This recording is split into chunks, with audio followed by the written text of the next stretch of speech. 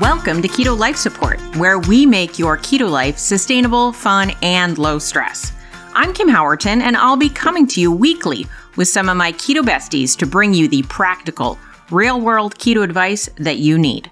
Quick disclaimer, I am not a doctor, and even if we do have a doctor in the house from time to time, he or she is not your doctor, and nothing we say on this show should be taken as medical advice. Always check in with a trusted medical professional about your own personal medical concerns. Hello and welcome to Keto Life Support. This is Kim Howerton and this is episode number 126. And today we're going to be talking about calories. I know, I like a little controversy, don't you? I'm sure this is not the only time I've mentioned the C word or the last time I will, but there's been something about calories on my mind and I thought I would go into it.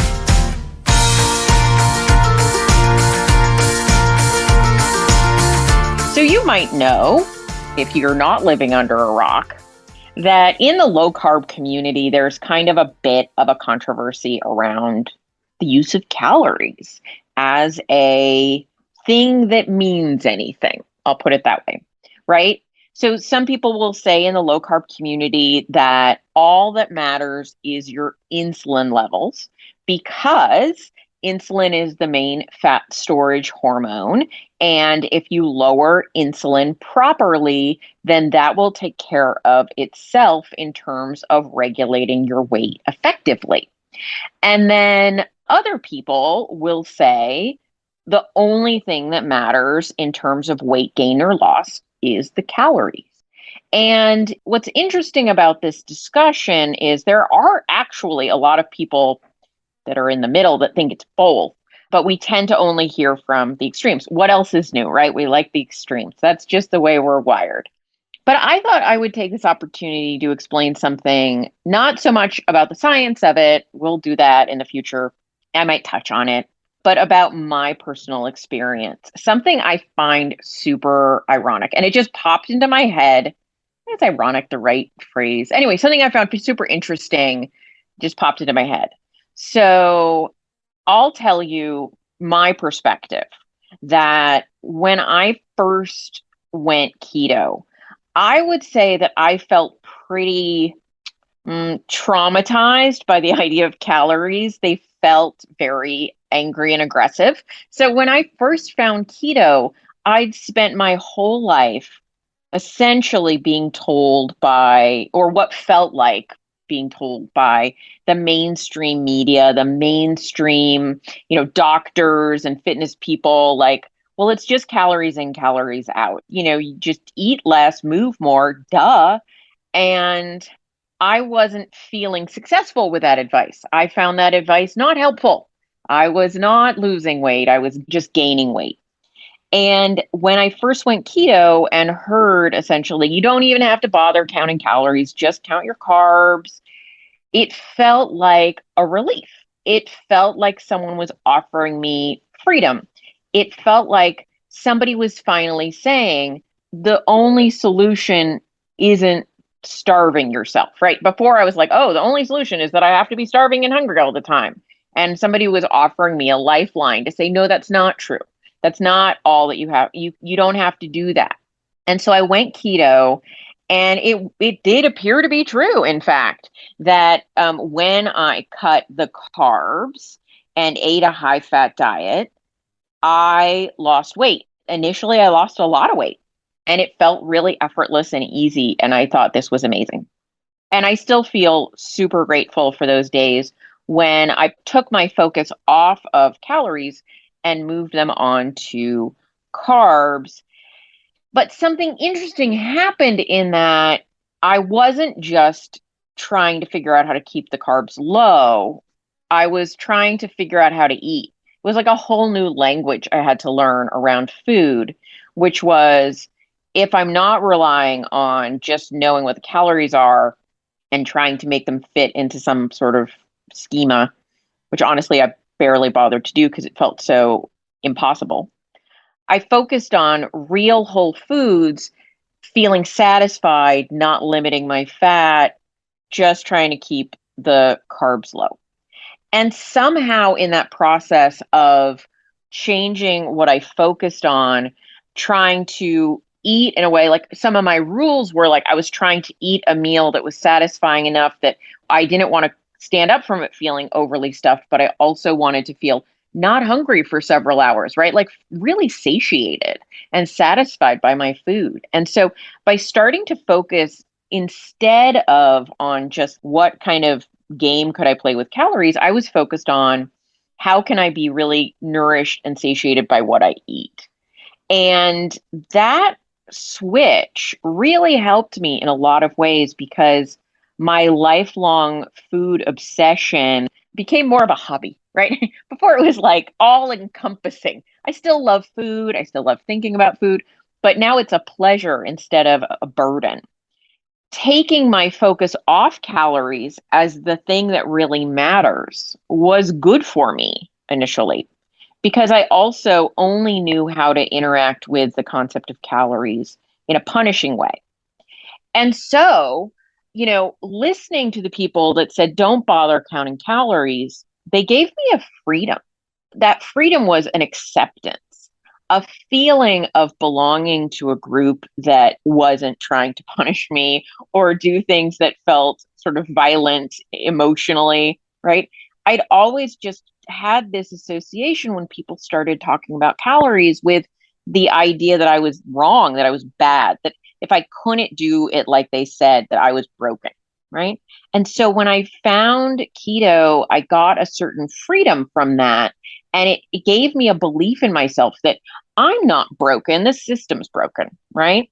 And that if I just found the system that worked for me, I could fix this.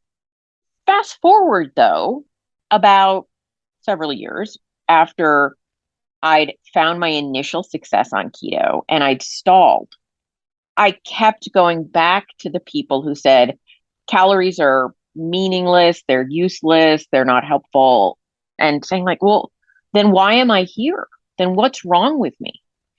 Why can't I drop any more weight when I'm still clearly fairly overweight? And what's this is what's been hitting me recently that I wanted to bring up to you guys because it was kind of profound. I mean, you might not think so, but it was to me. I started to feel just as broken as I used to. I started to feel like I was being told a new version of the same thing, right? We don't know why you're not losing weight. If you follow these rules, you should lose weight. And if you're not losing weight following these rules, well, then what's wrong must be you. It felt very familiar. The thing that had felt like my savior was starting to feel like my jailer, like a punishment. Because if the key was really just to restricting carbs, then carnivore should have worked for me, and it didn't. And, keeping track of my carbs and going from 20 to 10 should have meant big improvements, and it didn't. And I was like, golly, I am, in fact, broken and damaged, and, nothing works out for me. And there was this mystery, right?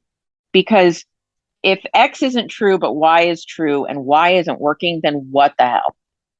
I had to go back to the drawing board and go back to school and learn a lot about maybe some of the things that I had rejected too soon. So I had rejected calories as a concept because I learned about fat metabolism, hormones, insulin resistance, and saw the major benefits of going low carb and experienced those things initially for sure.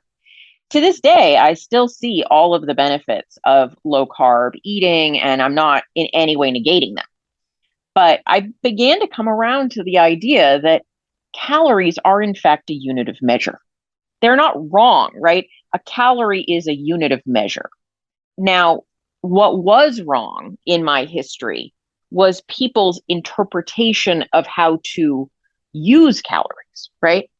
In the old guard, my old teachings were, okay, well, if you're eating the right amount of calories, you'll lose weight. And in my new understanding, it was like, well, who says that's the right amount of calories?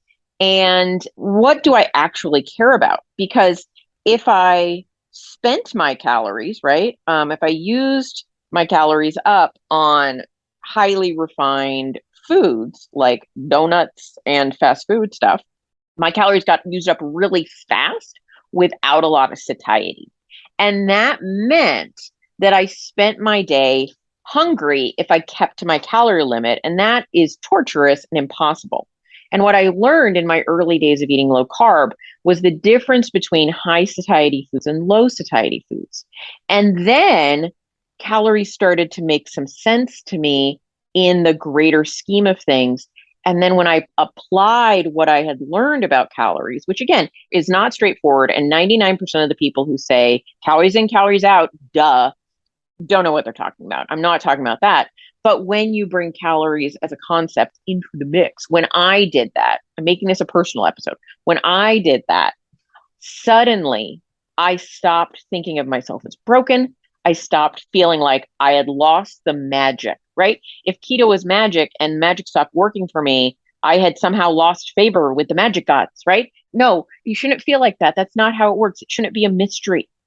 Of course, there are things that are going to affect your ability to lose weight. Like I have a slow metabolism. It's genetic. My family all are designed for, a famine, like a lot of the women anyway, right? And so we can retain body fat really easily. That's not a violation of thermodynamics though, right? That's just that we're all a little bit different. I am tall and you might be short, right? And yeah, maybe in society, tall is valued over short. But that doesn't mean like I've done something right to be tall and you've done something wrong to be short. That means this is just the way genetics hands plays out, right? And so some of us are meant to be a little bigger, have a little more body fat at sort of what our set point might look like. Some of us just, get really lean. Doesn't violate calories, right? And so for me, when I re-embrace calories, but without the garbage, without the judgment, without the thinking that monitoring those was some sort of punishment, which I know a lot of us picked up that thought process in our early years when we were put on diets. They felt very aggressive. That when I was able to separate the judgment from the measurement, right, the unit of measure, I regained so much freedom. And I regained this feeling of efficacy, this feeling like I could do something about where I was. And when I made that switch to accepting that calories were on my side, they were there to fight for me, not against me, that they were a tool that I got to use on my journey to try and achieve a weight that I wanted to achieve, I was able to drop more weight, which when I rejected calories as a concept, I was unable to continue to do. And so this is why I'm willing to swim against the tide. Trust me, guys, listening to this, if you're still listening to this, there are a lot of people who will not listen to me, who will fight with me, who have stopped following me because I've said, hey, calories can be a useful concept for some people. And I get it. Because when I went low carb, I resisted it for a long time. Because I thought, hey, this new team, I want to be on this team. I want to be on team low carb where calories don't matter. Because that sounds awesome. That sounds awesome. This thing that I felt oppressed by doesn't matter. Sign me up. Until I got to a place where I was like, what? I don't know which end is up. I have no compass.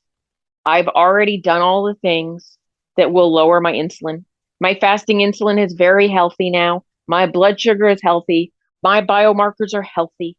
And I don't want to be the person that says, oh, well, this is just the best I can do. Now, if I'd actually felt that, right? If I'd been like, hey, I love being 200 pounds. Like, I am good with this. This is awesome. My life is awesome. If that's you, like, great. I love that. I adore that you're happy there. I wasn't happy there. And I'm allowed to not to like say, hey, I would like something to be different here. So I guess for me, I wanted to just put this out here because I found it like it just struck me the other day that once upon a time I felt trapped by calories. And then I later came around to realizing I was actually trapped by the idea of them that I was holding, not by the calories themselves. Calories have no judgment. They have no emotion. They have no mood. They have no personality. They're just a unit of measure. Just like inches are a unit of measure.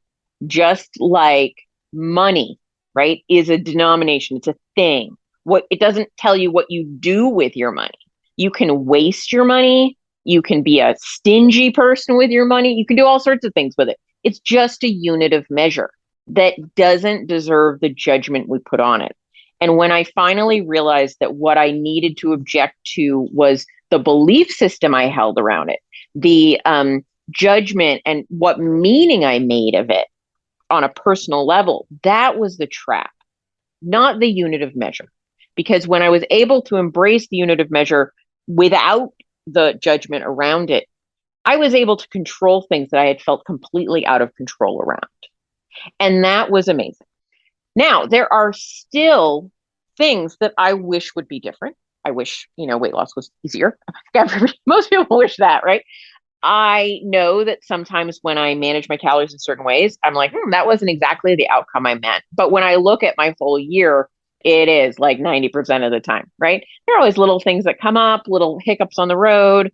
It's not a sure thing every second of the day because there are some other variables that come into play.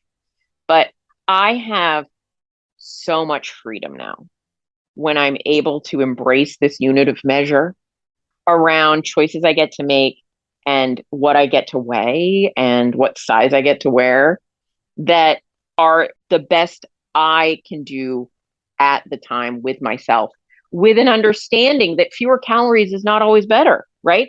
I once upon a time had this idea that like if you could eat the least you could eat possible in a meal, the better, right? I'm going to do what are those stupid 100-calorie packs of snacks, right? As if they were going to fill you up at all.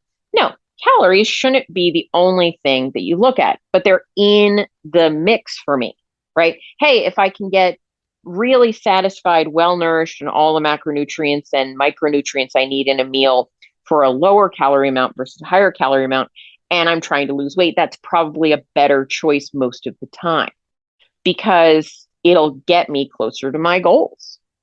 But I think we vastly oversimplify food choices when we just look at calories. And so for me, these days, calories are a part of what I evaluate in my bigger picture on my way to losing weight or maintaining my weight or doing anything with my weight, right? Because they are the volume dial in a lot of ways on my stereo.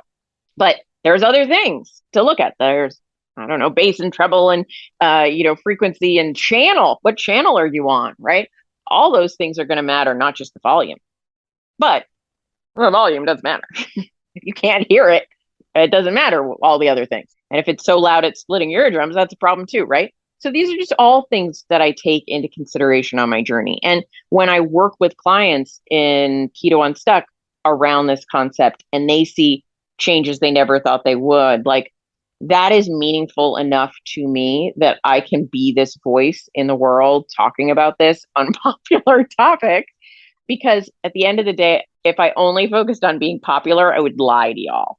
I would tell you a lot of things because it would make me popular, but I can't because I was where you are and I just felt awful about myself. And I want you to feel good about yourself and like you can control things in your life and that you can change if you want to.